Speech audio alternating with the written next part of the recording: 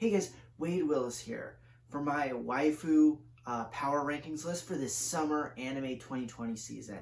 Now, this week, there's some huge changes to my Power Rankings, and I'm just gonna go right off the bat. Right off the bat, Rem is out of the list.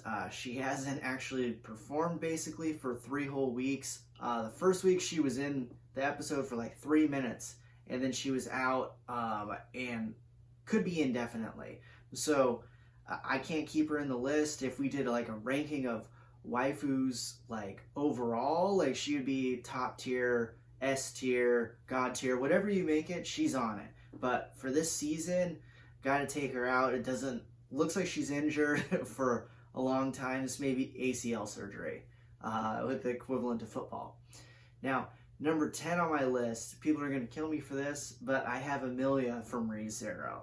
Now, she was at number 9 last week, and the reason that I have her in for this season and not Rem is that she's actually in the episodes. Now, some people do like her a lot.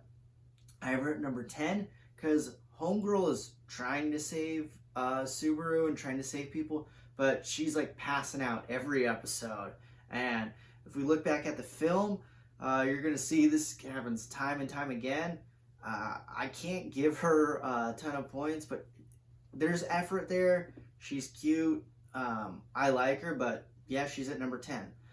Number 9, Misha and Sasha Necron from the Misfit of the Demon Academy.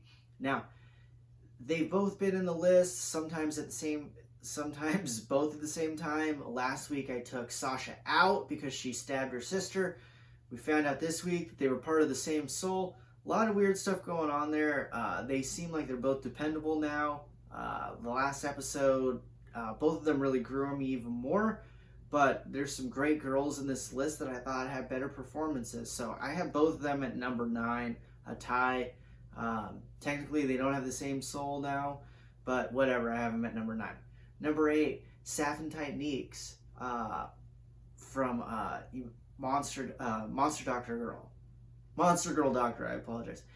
Now, she was at number 7 last week. She really wasn't in that much of the episode this week. Looks like she might be pregnant though, so I guess we did find out that she has been having sex with the main character doctor. So that's kind of cool, I guess, but other than that, she didn't really perform this week. Had to move her down to number 8. Number 7, Megumi from Food Wars. Now, she was at number 6 last week. Didn't really see much of her this week. We will probably see more of her in this next week with just how the episode's looking to go. They're in the blue tournament. We're gonna have to see her actually perform, but she kind of had another meh week. Yeah, not much to say other than I think she'll finish higher, but didn't have a good week. Number 6, Erina from Food Wars, the God Tongue. She also wasn't featured much this week. Really focused on Soma-kun, and they kind of ignored her, but it looks like there's a big showdown. She might be the main focal point of this next episode. It looks like she's like dueling 50 people at one time in Food Wars, so should be pretty interesting. She could be, who knows, she could be at the top of the list next week. Wouldn't be surprised. Number 5, and this is where you guys are going to see some crazy stuff start to happen. She was not ranked, and this is Sister Tamaki from Fire Force.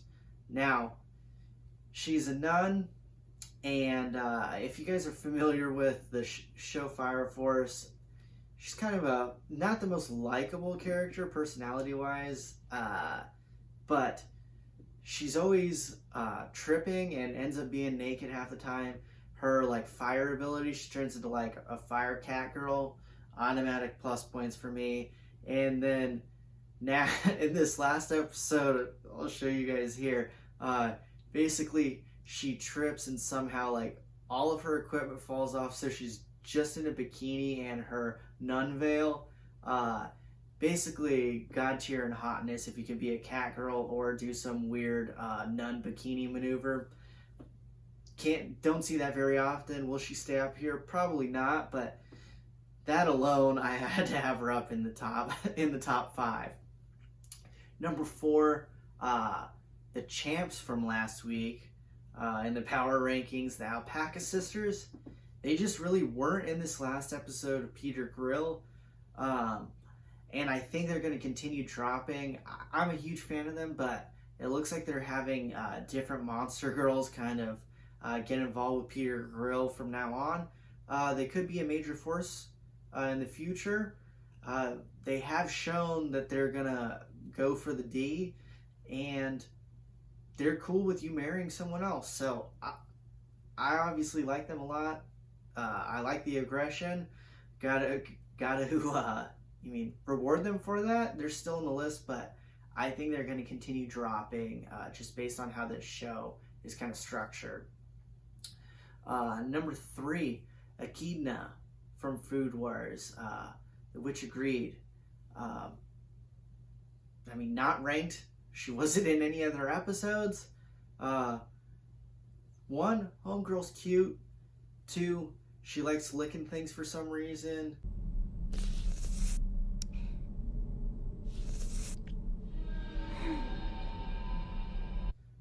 We don't know why.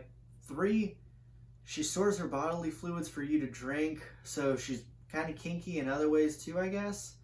And then finally, she has accumulated like an infinite amount of knowledge that can help you move forward in life a bunch of ways. So if you have her as your waifu, you're going to be whatever you want to be: rich, famous, successful, you name it.